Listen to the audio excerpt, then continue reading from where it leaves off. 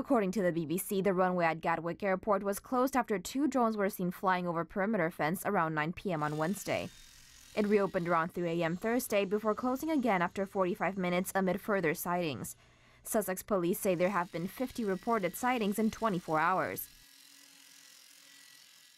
The New York Times reports that at least 800 flights were cancelled, affecting over 100,000 passengers. Incoming flights were diverted to other airports, with some landing as far as Paris and Amsterdam. 20 police units searched the airfield perimeter on Thursday, but could not locate the drone's operators. Sussex police had earlier ruled out shooting down the drones, citing concerns over stray bullets, but they are now considering it as a tactical option. According to USA Today, authorities describe the drones as industrial specification.